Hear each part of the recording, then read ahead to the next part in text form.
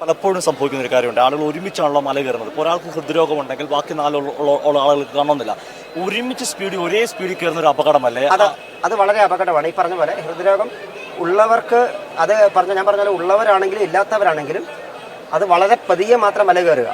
അത് ആരായാലും ധൃതി പിടിച്ചോ സ്പീഡിലോ കയറാൻ നോക്കണ്ട. മത്സരം അങ്ങനെ ആക്കാതെ പലപ്പോഴും നമ്മൾ കാണുന്ന ചിലർ ഓടി കയറുന്നത് കാണും. അങ്ങനെയല്ല, നമ്മൾ വളരെ സാവധാനം മാത്രം മല കയറുക. ഹൃദ്രോഗമുള്ളവർക്ക് വളരെ സമയം എടുത്ത്, ഞാൻ പറഞ്ഞ ഏകദേശം ഒരു 4-5 മണിക്കൂർ എടുത്ത് മാത്രം കയറുക എന്നത് ഒരു മുൻകൂട്ടി തയ്യാറെടുത്ത് തന്നെ വരിക. അങ്ങനെ ആ 5 മണിക്കൂർ എടുത്തേ മല കയറൂ എന്നൊരു തയ്യാറെടുപ്പ് ഉണ്ടാവണം. ഇപ്പോൾ വെർച്വൽ ആണ്, അപ്പോൾ എല്ലാവർക്കും സമയം തന്നിട്ടുണ്ടാവും. പക്ഷെ അത് കണക്ക് കൂട്ടി ഒരു 4 മണിക്കൂർ എടുത്തോ 5 മണിക്കൂർ എടുത്തിട്ടോ മല കയറുന്നു എന്ന ഒരു ഘട്ടത്തിൽ മാത്രം മല കയറാൻ ശ്രമിക്കുക. കൂട്ടത്തിൽ ഇപ്പോൾ മറ്റുള്ളവരുടെ ഒപ്പം എത്താൻ വേണ്ടി സ്പീഡിൽ നടക്കുകയും പറഞ്ഞ പോലെ നടക്കുകയോ ഒക്കെ ചെയ്യുന്നത് വളരെയധികം അപകടങ്ങൾ ഉണ്ടാക്കും. അതുപോലെ തന്നെ എന്തെങ്കിലും വളരെ നിസ്സാരമായ ബുദ്ധിമുട്ടാണെങ്കിലും ശരി, അത് നിസ്സാരമായി അവഗണിക്കാതെ ഏറ്റവും അടുത്തുള്ള എമർജൻസി മെഡിക്കൽ സെൻ്ററിലോ ഈ ആശുപത്രിയിലോ കാണിക്കുക. അവിടെ അത്യാവശ്യം പലപ്പോഴും സംഭവിക്കുന്നത് നമുക്കൊരു 5 മിനിറ്റ് ഓക്സിജൻ എടുത്താൽ മാറുന്ന പ്രശ്നമായിരിക്കും. ഈ എല്ലാ സ്ഥലത്തും നമുക്കൊരു ഓക്സിജൻ പാർലറുകളും സംവിധാനമാണ്. അതാണ് പ്രഷർ ഏറ്റവും ശ്രദ്ധിക്കേണ്ടത്. ചെറിയ ബുദ്ധിമുട്ടുണ്ടാകുമ്പോൾ അവിടെ എല്ലാം തന്നെ നമുക്ക് ഓക്സിജൻ നോക്കാനുള്ള സൗകര്യങ്ങൾ എല്ലാം ഉണ്ട്. ഓക്സിജൻ എടുത്താൽ ജീവൻ നഷ്ടപ്പെടാത്ത സാഹചര്യത്തിലേക്ക് വരാം അല്ലേ? അതായത് യഥാർത്ഥത്തിൽ കൃത്യസമയത്ത് ചികിത്സ നമ്മൾ തേടുകയാണെങ്കിൽ ആ ചികിത്സ തേടിയാൽ നൽകാനുള്ള എല്ലാ സംവിധാനമുണ്ട്. അതോടൊപ്പം അത് കൃത്യമായി ചെയ്യുവാണെങ്കിൽ വലിയൊരു അപകടത്തിൽ നിന്ന് രക്ഷപ്പെടുകയും ചെയ്യും. ഇന്നലെ തന്നെ നമ്മൾക്ക് വന്ന ഒരു അയ്യപ്പൻ നമ്മുടെ ആശുപത്രിയിലെ മുന്നിൽ വന്നപ്പോൾ അദ്ദേഹത്തിനൊരു ചെറിയ നെഞ്ചിന് അസ്വസ്ഥത തോന്നി. ഇവിടെ വരെ എത്തി, ഇനി ക്യൂവിൽ നിന്ന് ഇറങ്ങാൻ വയ്യ, അദ്ദേഹം ദർശനം കഴിഞ്ഞ് വരാമെന്ന് പറഞ്ഞു. ദർശനം നടത്തുന്ന സമയത്ത് കുഴഞ്ഞു വീഴുകയും ഹാർട്ട് അറ്റാക്ക് ആയിരുന്നു നമ്മൾ എടുത്തുകൊണ്ട് വരുന്നത്. അദ്ദേഹം പറഞ്ഞത് അദ്ദേഹത്തിന് ബോധമുണ്ട്, ആൾ രക്ഷപ്പെട്ടെങ്കിൽ പോലും അദ്ദേഹം പറഞ്ഞ വെച്ചാൽ അദ്ദേഹത്തിന് ഈ ക്യൂ ഇവിടെ തുടങ്ങിയപ്പോൾ തന്നെ അദ്ദേഹത്തിന് നെഞ്ചിന് അസ്വസ്ഥതയുണ്ട്. പക്ഷെ ഇത്രയും നേരം ക്യൂവിൽ നിന്നു, ഇനി മാറാൻ വയ്യ, ദർശനം കഴിഞ്ഞിട്ട് ആശുപത്രിയിൽ വരാം. പക്ഷെ അദ്ദേഹം ദർശനം നടത്തുന്ന സമയത്ത് തന്നെ കുഴഞ്ഞു വീഴുകയാണ് ഉണ്ടായത്. അതായത് നെഞ്ചുവേദന പോലെ എന്തെങ്കിലും അസ്വസ്ഥ ഉണ്ടാക്കി കഴിഞ്ഞാൽ ഒരു മടിയും തോന്നണ്ട, ആശുപത്രിയിൽ തന്നെ എമർജൻസി. അത് എവിടെയാണെന്ന് അറിയില്ല എന്നുണ്ടെങ്കിൽ ഏറ്റവും അടുത്ത പോലീസ് അയ്യപ്പനെയോ അവിടുത്തെ വോളണ്ടിയർ സർവീസിനോ അല്ലെങ്കിൽ ആ കൺട്രോൾ റൂമിലോ ഒന്ന് വിളിക്കുക. അവരെ ഏറ്റവും അടുത്ത സർവീസിൽ എത്തും. നമുക്ക് സ്ട്രെച്ചർ സർവീസും ആംബുലൻസ് സർവീസും അത്യാവശ്യം അവൈലബിൾ ആയിരിക്കും. ഈ ജീവിതശൈലി രോഗങ്ങൾ നമ്മുടെ നാട്ടിൽ പ്രധാനപ്പെട്ട ഒരു കാര്യമാണ്. ആ ജീവിതശൈലി രോഗം പ്രമേഹം ഉള്ളവർ എങ്ങനെ നോർമലാക്കി ഒരു കൺട്രോൾ ചെയ്തിട്ടെത്തുന്നതല്ലേ ഏറ്റവും കൂടുതൽ നല്ലത്? വളരെ ഇത് ഞാൻ നേരത്തെ പറഞ്ഞ പോലെ തന്നെ നമുക്ക് ജീവിതശൈലി പ്രഷറോ പ്രമേഹം ഇങ്ങനെയുള്ളത് ഇപ്പം നേരത്തെ അസുഖങ്ങളുള്ളവർ ഒന്ന് കൺട്രോൾ ചെയ്യുന്ന പറഞ്ഞാൽ ഷുഗർ ആയാലും പ്രഷർ ആയാലും ശരി, അത് മല കയറുന്നതിന് മുന്നേ നമ്മുടെ കൺട്രോൾ എല്ലാം നോർമൽ ലെവലിൽ എത്തിയിട്ട് മാത്രം മല കയറുക. ആ സമയത്ത് എടുക്കാനുള്ള മരുന്നും കയ്യിൽ കരുതേണ്ടതുണ്ട്. ഇൻസുലിൻ എടുക്കുന്നവരാണെങ്കിൽ ഒന്നെങ്കിൽ ഇൻസുലിൻ അവർക്ക് കയ്യിൽ കരുതാൻ മാർഗമുണ്ടെങ്കിൽ അങ്ങനെ ചെയ്യാം. ഇല്ലെങ്കിൽ ഈ പറഞ്ഞ സെൻറ്ററുകളിലൊക്കെ നമുക്ക് ഇൻസുലിൻ എടുക്കാനുള്ള സൗകര്യങ്ങളുണ്ട്. കറക്റ്റ് അവരെടുക്കേണ്ട സമയത്ത് ആശുപത്രിയിൽ വന്നാൽ നമുക്ക് എടുത്തു കൊടുക്കുകയും ചെയ്യാം. ഇത് ആ രീതിയിൽ അവർ ആ ഇൻസുലിൻ മുടക്കാൻ പാടില്ല, മരുന്നുകൾ മുടക്കാൻ പാടില്ല.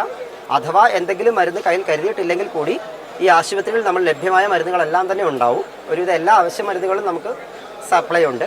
അവിടെ വന്ന് ആശുപത്രിയിൽ നിന്ന് മരുന്ന് വാങ്ങിക്കാവുന്നതുമാണ്. അതുപോലെ തന്നെ ഈ ജീവിതശൈലി രോഗങ്ങളുള്ളവർ അവരുടെ ചികിത്സാ രേഖകൾ കയ്യിൽ, ചെറിയ ചികിത്സാ രേഖകൾ കയ്യിൽ കരുതുന്നതും നല്ലതാണ്. കാരണം പലപ്പോഴും സംഭവിക്കുന്നത് ഒരു ബോധക്ഷയമായിരിക്കാം.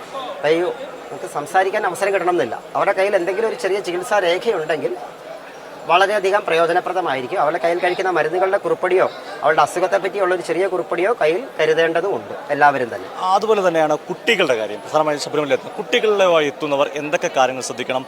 മുതിർന്നവർക്ക് ഒരു പക്ഷേ അവരുടെ വേഗത്തിൽ കുട്ടികളെ കയറ്റാൻ ശ്രമിക്കുമായിരിക്കാം. അല്ലെങ്കിൽ അങ്ങനെ കുട്ടികളുമായി എത്തുന്നവർ എന്തൊക്കെ കാര്യങ്ങളാണ് ശ്രദ്ധിക്കേണ്ടത്? കുട്ടികളുടെ കാര്യത്തിൽ സത്യം പറഞ്ഞാൽ ആരോഗ്യ കാര്യങ്ങളിൽ മുതിർന്നവരെക്കാൾ നമ്മൾ നിലവിൽ കണ്ടുകൊണ്ടിരിക്കുന്ന ആരോഗ്യ പ്രശ്നങ്ങൾ വളരെ കുറവ് തന്നെയാണ്. മുതിർന്നവർക്കോ പ്രായമായവർക്കോ വരുന്ന അത്രയും ബുദ്ധിമുട്ടുകൾ കുട്ടികൾക്ക് നമ്മൾ നിലവിൽ കണ്ടുവരുന്നില്ല. അവർക്ക് നിലവിലുള്ള പ്രശ്നങ്ങൾ ഒന്ന്, ഏറ്റവും ആദ്യം പറയുന്നത് കൂട്ടം തെറ്റുക എന്നുള്ളതാണ്. ഇതിനകത്ത് ആരോഗ്യ പ്രശ്നത്തേക്കാൾ കൂടുതൽ നമുക്ക് സംഭവിക്കുന്ന ഒരു കൂട്ടം തെറ്റി അവർ പേടിച്ച് വീണ് ബോധം കെട്ട് ഒരവസ്ഥ ഒത്തിരി കാണുന്നുണ്ട്. അപ്പോൾ അത് കുട്ടികളിപ്പോൾ പോലീസുകാരെല്ലാവർക്കും തന്നെ ബാഡ്ജ് കൈ കരുതുന്നുണ്ട്. അപ്പോൾ കൂട്ടം തെറ്റാതെ ഇരിക്കാൻ മാക്സിമം ശ്രമിക്കുക.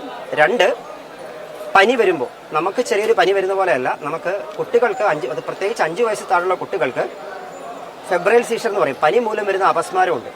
ചെറിയ ചൂടാണെങ്കിൽ പോലും മുതിർന്നവർക്ക് വരുന്ന പോലെയല്ല, ഈ പനി കൊണ്ട് മാത്രം ഇവർക്ക് അപസ്മാരങ്ങൾ വരുന്നത്. എന്നാൽ നമുക്ക് ദിവസവും 1-2 കുട്ടികളെങ്കിലും ആ രീതിയിൽ വരുന്നുണ്ട് പലപ്പോഴും.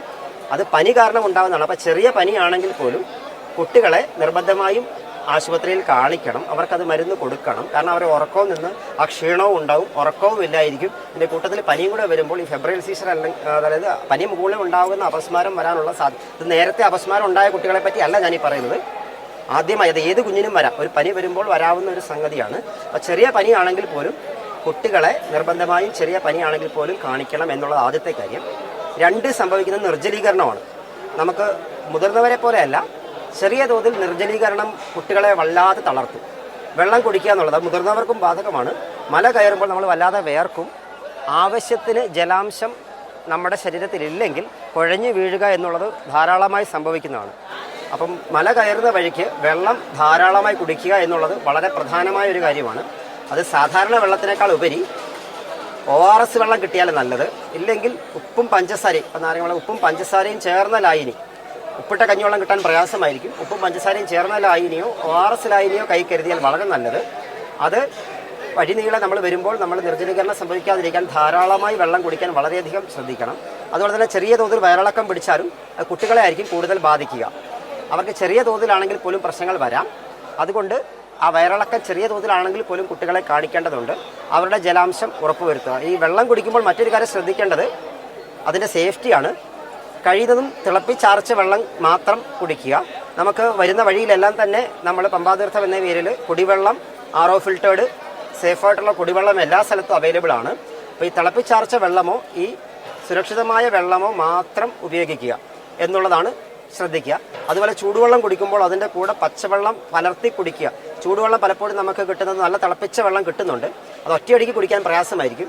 പലപ്പോഴും അത് അടുത്തുള്ള പച്ചവെള്ളത്തിൽ മിക്സാക്കി കുടിക്കുന്നത് ഇപ്പോൾ ഒത്തിരി കാണുന്നുണ്ട്. അത് തീർച്ചയായും ആ വെള്ളം ആറിയതിന് ശേഷം മാത്രം കുടിക്കുക. അല്ലെങ്കിൽ നമുക്ക് ഈ പറഞ്ഞ RO ഫിൽറ്റേർഡ് വെള്ളം വാട്ടർ അതോറിറ്റി തന്നെ മുൻകൈ എടുത്ത് നമുക്ക് വഴി എല്ലാ സ്ഥലത്തും അവൈലബിൾ ആണ്. ആ വെള്ളം മാത്രം ഉപയോഗിക്കുക. അതുപോലെ ഹോട്ടലുകളിൽ കയറിയാലും ഇതുപോലെ തിളപ്പിച്ചാറിയ വെള്ളം മാത്രം ഉപയോഗിക്കാൻ പ്രത്യേകം ശ്രദ്ധിക്കേണ്ടതുണ്ട്.